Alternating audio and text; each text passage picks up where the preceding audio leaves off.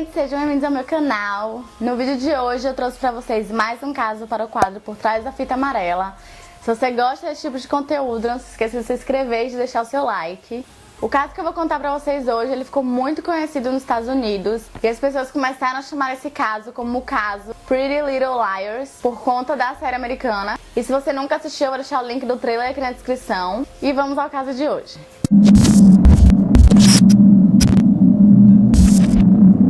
Skylar Annette Neese nasceu no dia 10 de fevereiro de 1996 e ela era filha única de Mary e Dave Neese.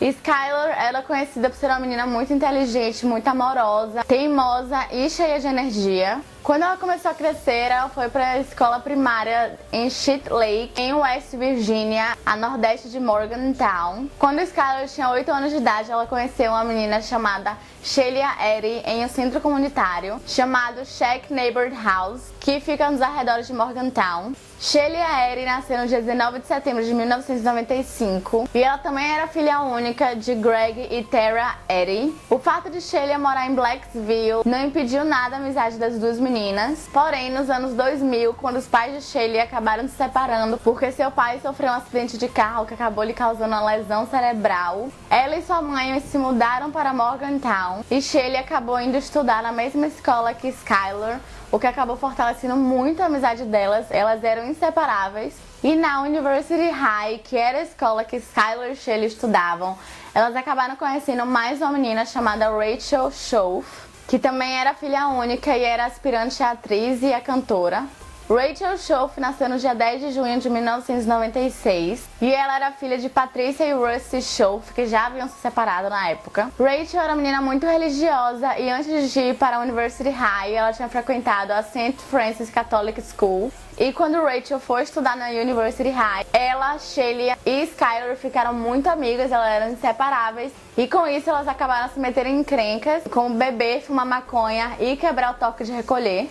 E de acordo com os pais de Skylar e Rachel, Shelia era uma péssima influência. E o primo de Skylar acabou descrevendo Shelia como uma semente ruim, chegando ao ponto de algumas amigas de Skylar não andarem com ela quando ela estava com Shelia, porque elas diziam que ela era malvada e controladora. E os amigos de Rachel também não gostavam de Shelia e diziam que Rachel tinha mudado de comportamento por conta de Shelia. Mas mesmo todo mundo falando que não gostavam de Shelia, e Skylar nunca se afastou dela, porque elas eram amigas há muito tempo, elas eram amigas desde os 8 anos de idade. Então pra ela não fazia sentido acabar com a amizade por conta do que as outras pessoas falavam.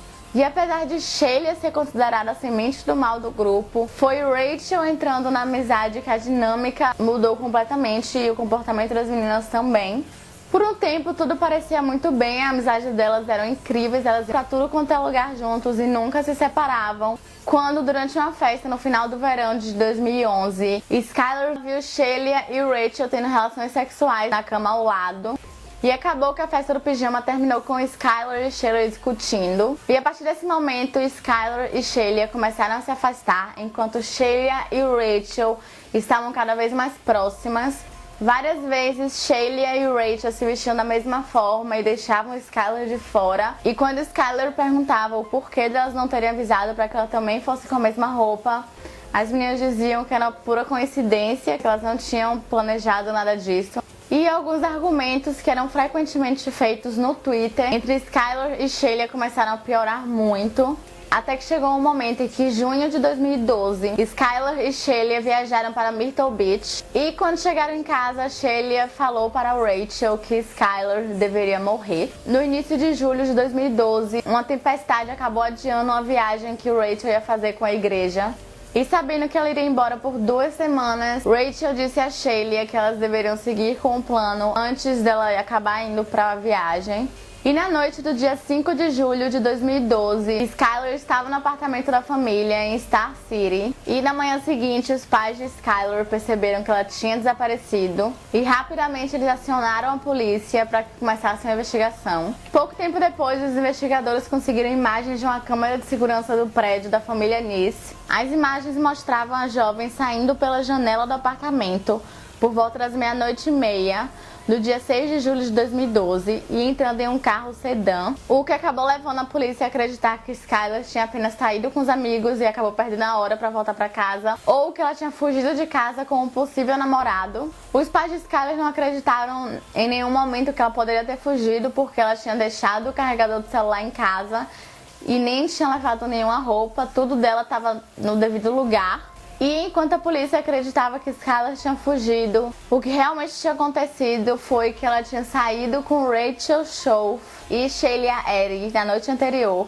Rachel e Sheila convenceram Skylar a sair com elas para fumar maconha na madrugada do dia 6 de julho de 2012.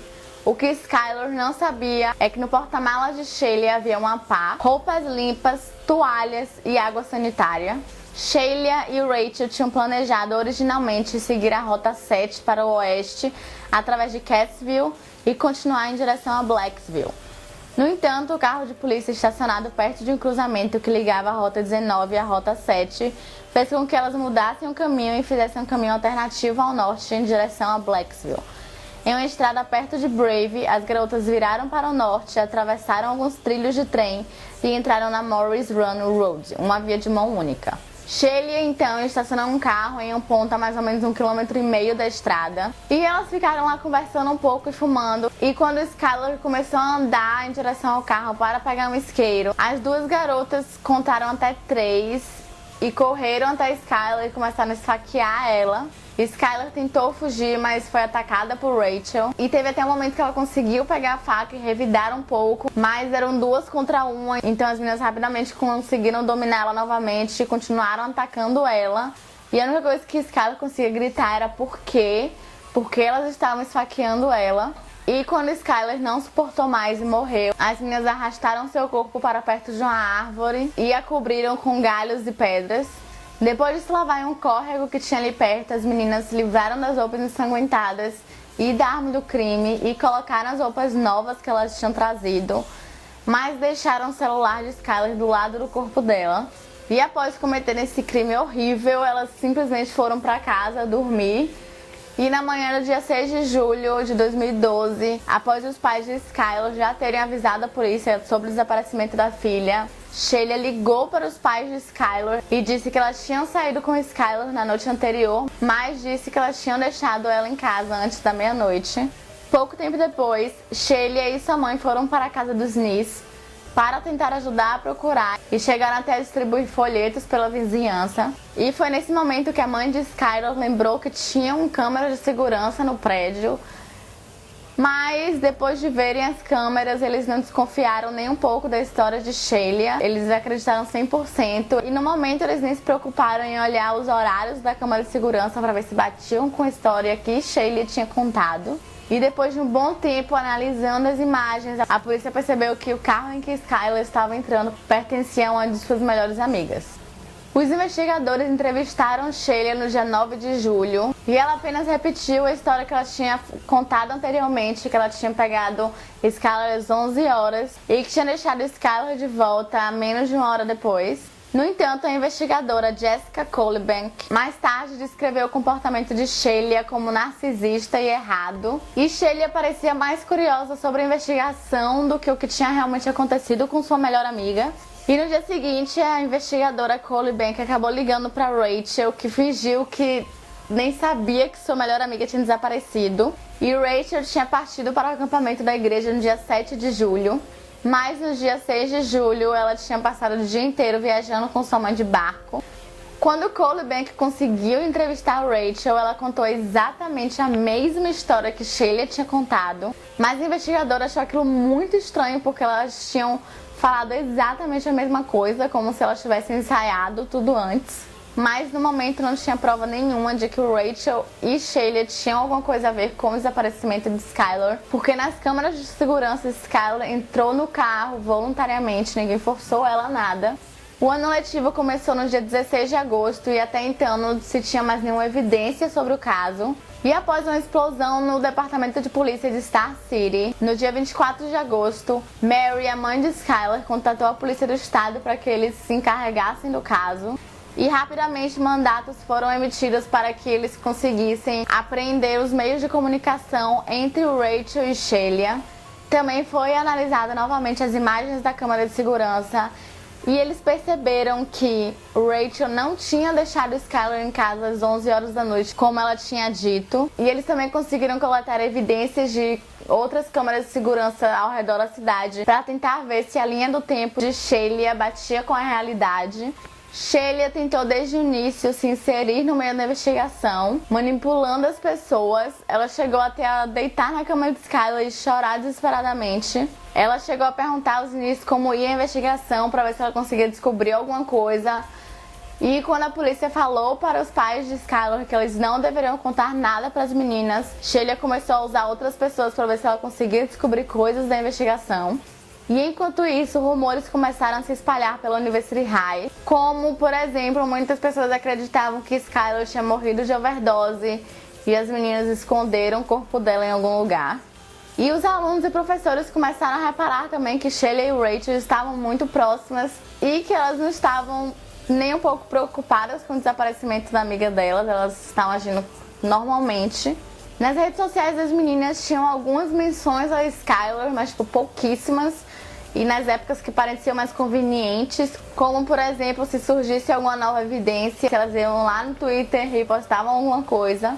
À medida que os rumores se intensificavam, as coisas no Twitter também não iam nada bem. As meninas recebiam insultos e ameaças constantemente. E enquanto Sheila parecia indiferente a todo esse assédio, ela até chamava o FBI como seus amigos, Rachel começou a desmoronar. Chegou ao ponto dela ameaçar se matar, e então os pais acabaram internando ela em uma clínica psiquiátrica chamada Chestnut Ridge.